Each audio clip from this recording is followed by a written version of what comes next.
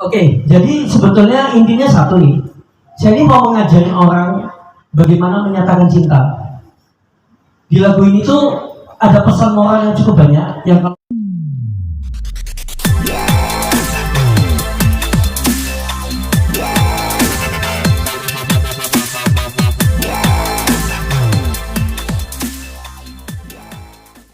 lagunya sama video klipnya terkesan tidak biasa ya, maksudnya dengan durasi yang cukup panjang, dengan alur cerita yang cukup kompleks.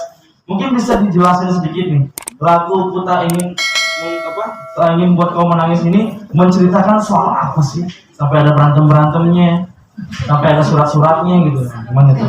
Iya. Oke, jadi sebetulnya intinya satu nih. Saya ini mau mengajarin orang bagaimana menyatakan cinta. Di lagu ini tuh ada pesan moral yang cukup banyak yang kalau nanti orang lihat akan menangkap. Cinta itu bukan hanya ucapan kata-kata, tapi adalah tindakan ke orang yang dicintai. Jadi kalau kita lihat tadi di awal, saya itu sebagai bodyguardnya Kesha. Saya cinta mati sama Kesha, tapi saya nggak berani mengungkapkan. Tapi saya melakukan tindakan semua untuk kebaikan Kesha. Kesha sedih, Kesha apa? Kalau tadi lihat saya kasih senyum, saya cuma bisa mengingatkan bahwa ada orang di sampingnya yang akan selalu jaga dia, support. Jadi jangan sampai dia hilang arah. Kemudian lanjutnya kita tadi lihat kan beberapa karakter. Mungkin kayak Bang Rido memainkan peran yang cukup hebat banget dan sangat luar biasa. Ya, dia adalah kesan cowok yang suka memaksa dengan kekuasaan. Dan mungkin Kesha sudah agak capek dengan itu.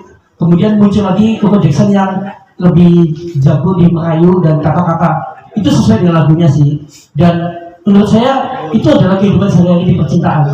Bagaimana kita tuh bisa melihat cinta itu ada tindakan, ada yang cuma kata-kata, atau ada yang pemaksaan. Nah, dari sini saya mencoba membuat sebuah cerita yang akan bisa menyentuh semua orang. Tidak selalu yang mencintai itu yang dapat masalahnya. Karena akhirnya saya mati kan di sana tadi tertembak. Bukan saya dapat, tapi saya cukup bahagia pasangan saya bisa hidup dengan seseorang yang bisa menghibur dia. Meskipun dia nggak dikerasin, tapi dia bisa diceriakan. Tadi kalau Coco Jackson kan menceriakan, menghibur, jago bercanda, Kesha kan bahagia. Jadi pesannya sih itu sih, inti ceritanya yang dibikin adalah cinta itu memberi sebetulnya, bukan memaksa atau tadi cuma kata-kata. Sesuai dengan lagunya Ilham juga sih, ya. Luar biasa, tepuk tangan untuk mengangkat lagunya ini. Bentar, tadi kan di ending video ketembak ya. Sedangkan dari tadi itu bilangnya bakal ada part 2. Ini gimana nih? Kan mati. Nanti gini, jawabannya akan ada ketika kalian lihat di YouTube-nya. Itu kan sebetulnya filmnya sekitar 17 menit nih. 3 menit itu behind the scene sama ucapan terima kasih ke semua sponsor. Termasuk siapa yang main, siapa yang bikin lagu, siapa itu ada semua. Di paling ending ada jawabannya, kenapa kok 20 detik? Apa bakal ada seri 2? Sengaja saya taruhkan di belakang, nanti akan tahu. Berarti ada jawabannya di ending ya? Iya, kan tertembak tadi kan?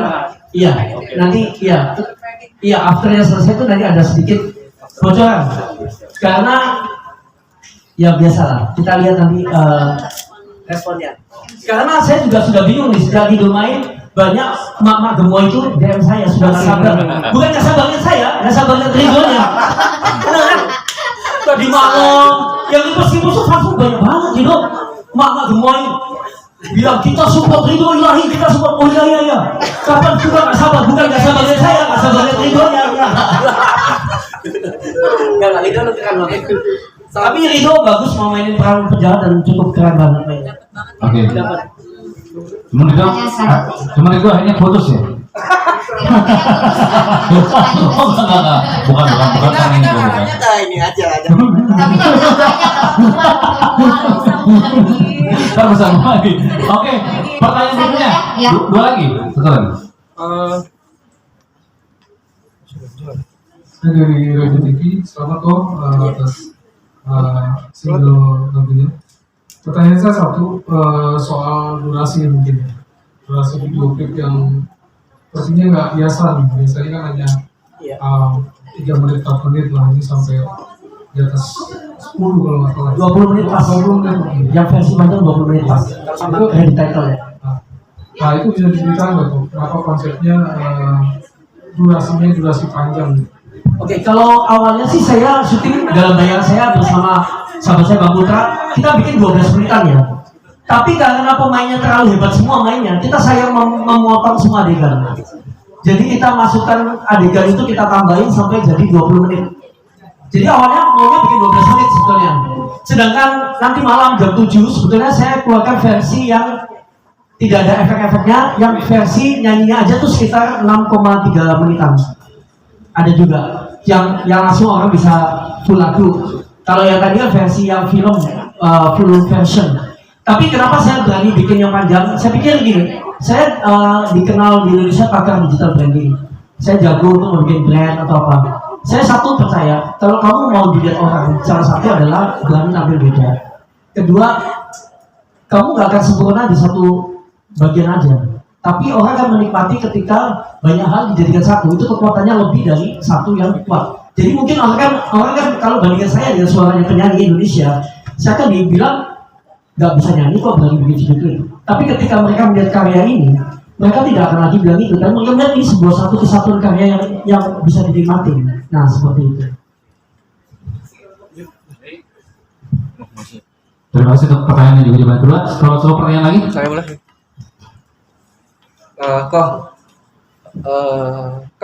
Basically bisa dibilang bukan seorang penyanyi. Iya. Sempat ada kesulitan nggak sih kok saat proses rekaman sampai pembuatan video klip? Karena kan bisa dibilang video klipnya kan tidak seperti durasi yang seperti biasanya ya. Iya. Mulai dari segi rekaman sampai video klip selesai, mungkin kesulitannya apa sih? Kesulitannya? Iya. Oke.